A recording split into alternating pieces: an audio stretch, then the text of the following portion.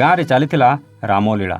ପୁଅକୁ ଜେଜେମା ପାଖରେ ଛାଡ଼ି ରାମଲୀଳା ଦେଖିବାକୁ ଯାଇଥିଲା ମା। ହେଲେ ଆଉ ଘରକୁ ଫେରି ନଥିଲା। ସେପଟେ ପୁଅ ମାଆକୁ ଅପେକ୍ଷା କରିଥିଲା, କେତେବେଳେ ମା ଆସିବ ଆଉ ତାକୁ ଖାଇବାକୁ ଦେବ। ହେଲେ ମା ନ ଫେରିବାରୁ ପୁଅ ବାରମ୍ବାର ଜେଜେମାକୁ ପଚାରି ଚାଲିଥିଲା, ମା କେତେବେଳେ ଆସିବ? ଜେଜେମା ବାଧ୍ୟ ହୋଇ ମିଛ ପରେ ମିଛ କହି ଚାଲିଥିଲା। କେତେବେଳେ କହୁଥିଲା ମା ଡାକ୍ତରଖାନା ଯାଇଛି, ତ କେତେବେଳେ କହୁଥିଲା ମା କାମକୁ ଯାଇଛି।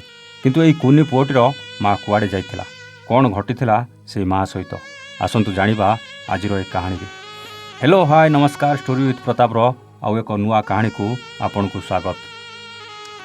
ଜଗତସିଂହପୁର ଜିଲ୍ଲା କୁଜଙ୍ଗ ଅଞ୍ଚଳର କୁନି ଦାସ ଗାଁରେ ଚାଲିଥିବା ରାମଲୀଳା ଦେଖିବାକୁ ବାହାରିଗଲେ। ସ୍ୱାମୀ ଏକ ହୋଟେଲରେ କାମ କରନ୍ତି। ଘରେ ନିଜ ପୁଅ ସହିତ ରୁହନ୍ତି କୁନି ଦାସ। ପୁଅର ଏଇ କିଛି ଦିନ ପୂର୍ବରୁ ହାର୍ଟ ଅପରେସନ୍ ହୋଇଥିବାରୁ ପୁଅକୁ ଜେଜେମା ପାଖରେ ଛାଡ଼ି ରାମଲୀଳା ଦେଖିବାକୁ ଗଲେ। ହେଲେ ଆଉ ଘରକୁ ଫେରିଲେନି। ମା ନ ଫେରିବାରୁ ପୁଅ ବ୍ୟସ୍ତ ହୋଇ ମାଆକୁ ଖୋଜିବାକୁ ଲାଗିଲା। କେତେବେଳେ ମା ଫେରିବ ବୋଲି ଜେଜେମାକୁ ବାରମ୍ବାର ପଚାରି ଚାଲିଥିଲା। ଜେଜେମା ଜାଣିଥିଲା ତା ମା ଆଉ କେବେ ଫେରିବନି ବୋଲି, ତଥାପି ପୁଅକୁ ମିଛ କହି ଚାଲିଥିଲା। କେତେବେଳେ କହୁଥିଲା ମା ଦେହ ଖରାପ ଅଛି, ଡାକ୍ତରଖାନା ଯାଇଛି, ତ କେତେବେଳେ କହୁଥିଲା ମା କାମ କରିବାକୁ ଯାଇଛି। ହେଲେ ମା କିନ୍ତୁ ଅଫେରା ରାଇଜର ଅତିଥି ହୋଇସାରିଥିଲା। ରାମଲୀଳା ଦେଖିବାକୁ ଯାଇ ନିଜ ଜୀବନ ହରାଇ ସାରିଥିଲା ଏଇ କୁନି ପୁଅର ମା। ଇଏ ହେଉଛି ସେଇ ନଡ଼ିଆ ଗଛ, ଯେଉଁ ନଡ଼ିଆ ଗଛ ପାଇଁ ଚାଲିଗଲା ଏଇ ମାଆର ଜୀବନ। ରାମଲୀଳାରେ ହନୁମାନ ମଞ୍ଚକୁ ଆସିବାକୁ ଗୋଟେ ରସି ଏଇ ନଡ଼ିଆ ଗଛରୁ ମଞ୍ଚକୁ ବନ୍ଧା ଯାଉଥିଲା। ଆଉ ସେତିକି ବେଳେ ନଡ଼ିଆ ଗଛଟି ଉପୁଡ଼ି ପଡ଼ିଥିଲା। ଆଉ ସେଇ ପୁଅର ମା କୁନି ଦାସ ଉପରେ ସେ ନଡ଼ିଆ ଗଛଟି ପଡ଼ିଯାଇଥିଲା। କିଛି ସମୟ ଭିତରେ କୁନିର ଜୀବନ ଚାଲିଯାଇଥିଲା। ଆଉ ରାମଲୀଳା ଦେଖିବାକୁ ଆସିଥିବା ସେଇ ମା ସବୁଦିନ ପାଇଁ ଆରପାରିକୁ ଚାଲିଯାଇଥିଲା।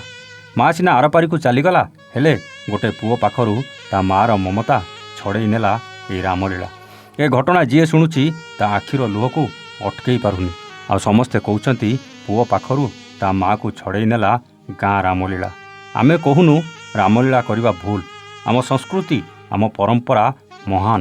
ତାକୁ ବଞ୍ଚେଇ ରଖିବାକୁ ଏମିତି କାର୍ଯ୍ୟକ୍ରମକୁ ଆମେ ପ୍ରଶଂସା କରୁଛୁ। କିନ୍ତୁ ବିପଦପୂର୍ଣ୍ଣ ଭାବରେ କାର୍ଯ୍ୟକ୍ରମ କରି କାହା ଜୀବନ ନେବା କେତେ ଦୂର ଠିକ୍?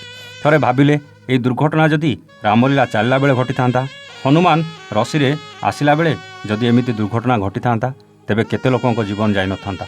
ଆମ ସଂସ୍କୃତି ବଞ୍ଚେଇବା ଠିକ୍, ପରମ୍ପରାକୁ ବଞ୍ଚେଇ ରଖିବା ପାଇଁ ଏମିତି କାର୍ଯ୍ୟକ୍ରମ କରିବା ଅତି ପ୍ରଶଂସନୀୟ।